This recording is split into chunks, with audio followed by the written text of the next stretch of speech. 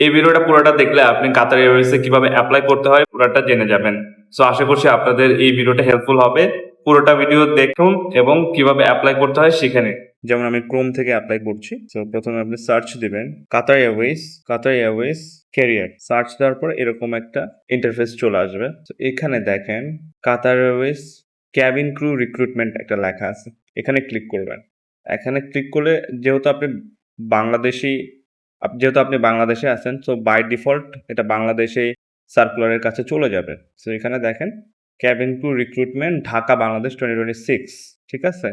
So এখানে কিন্তু সব কোয়ালিফিকেশন কি কোয়ালিফিকেশন থাকলে আপনার জবটা পাওয়াটা ইজি হবে সেই জিনিসগুলো কিন্তু এখানে লিখে দিছে, আপনারা পড়ে নিবেন, ঠিক আছে?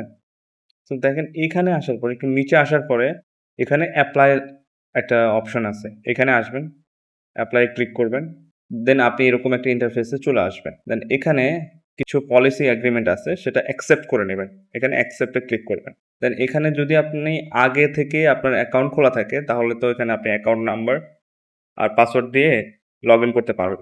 বাংলাদেশের অধিকাংশ মানুষেরই কিন্তু আগে থেকে কোনো অ্যাকাউন্ট না থাকাটাই স্বাভাবিক। কারণ আমরা এই সম্পর্কে খুব কম অবগত। সো সবারই এই জিনিসটাই করতে হবে। New user. সো নিউ ইউজারে ক্লিক করবেন। দেন বেসিক্যালি একটা অ্যাকাউন্ট খুলতে হবে। সো ইউজার নেমটাতে আপনাদের কিন্তু স্পেস দেওয়া যাবে না আর সবগুলো ছোট হাতের অক্ষর দিতে হবে। আপনি ১টা ২টা নাম্বারও ইউজ করতে পারবেন। ঠিক আছে? সো যেমন আমার কোচিংয়ের নাম এভিয়েশন, এভিয়েট। পাসওয়ার্ড দিতে হবে।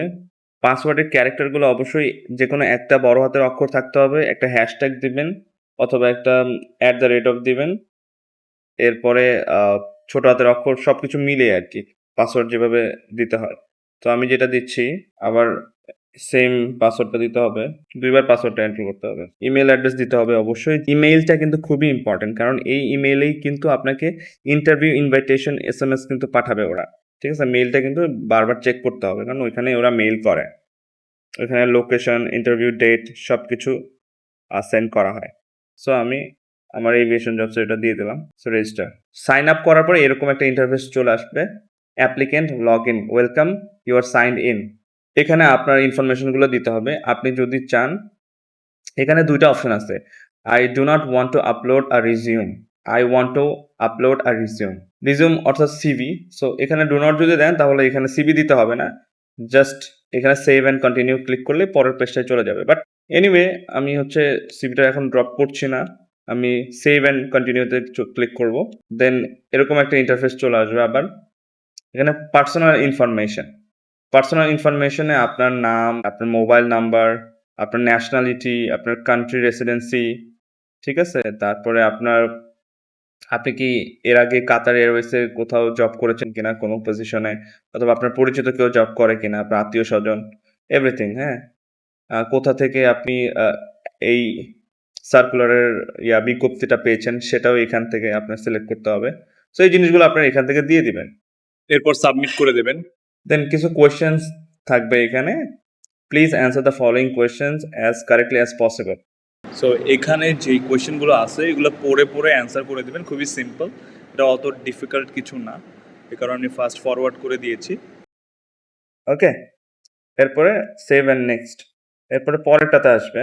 এখানে এডুকেশনাল কোয়ালিফিকেশন আপনারা দিয়ে দিবেন। আপনি যদি এইচএসসি পাস করে থাকেন তাহলে এইচএসসি পাসটা দিয়ে দিবেন। যদি গ্র্যাজুয়েশন থাকে তাহলে গ্র্যাজুয়েশনের ওইটাও দিতে পারেন। ঠিক আছে?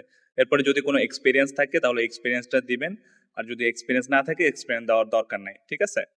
এই যে দেখেন এখানে কিন্তু আপনার সবকিছু অ্যাটাচড করতে হবে। আপনার সিভি, আপনার রেজিউম এভরিথিং যদি এখানে কিন্তু লেখা আছে।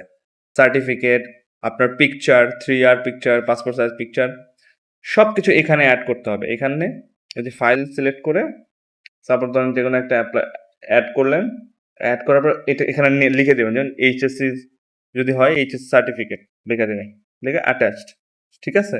এই যে দেখেন এখানে অ্যাটাচড হয়ে গেছে কিন্তু। আপনি চাইলে এখানে ডিলিটও করতে পারবেন। ঠিক আছে? অ্যাটাচ হয়ে গেল। দেন সেভ অ্যান্ড কন্টিনিউ। সিগনেচার বলতে আপনার ফুল নেমটা লিখে দিতে হবে। Aviation jobs. Save and continue গেলে দেখেন এখানে সবকিছু আপনার আবার সবকিছু রিচেক করে সবকিছু ঠিকঠাক থাকলে আপনি এখানে সাবমিট করে দেবেন। শেষ। সাবমিট করে দিলেই আপনার অ্যাপ্লিকেশনটা ডান হয়ে গেল। যখন ওরা ইন্টারভিউয়ের জন্য ইনভাইটেশন মেইল করবে আপনার ইমেইলে, তখন আপনি ওইখানে দেখে নিবেন কোথায়, কখন, কবে ইন্টারভিউ হবে, মেইলে চলে যাবে। ওই যে ফার্স্টে যে মেইলটা দিয়েছিলেন ওই মেইলেই কিন্তু চলে যাবে। সো এভাবে যদি আপনি অ্যাপ্লিকেশনটা করেন তাহলে কিন্তু আপনার কল পাওয়ার চান্সেস অনেক বেশি। আশা করছি এই ভিডিওটা দেখার পরে আপনাদের কাতার এয়ারওয়েজ কিভাবে এপ্লাই করতে হবে এটার আর কোনো প্রবলেম থাকবে না। এই ভিডিওটা তাদের সাথে শেয়ার করবেন যারা কিনা কাতার এয়ারওয়েজের ক্যাবিন ক্রু সার্কুলার দেখে এপ্লাই করতে চাচ্ছে। আশা করি তাদের অনেক হেল্প হবে। সো আজকে এতটুকুই। ইনশাআল্লাহ দেখা হবে পরবর্তী ভিডিওতে। ভালো থাকবেন সবাই।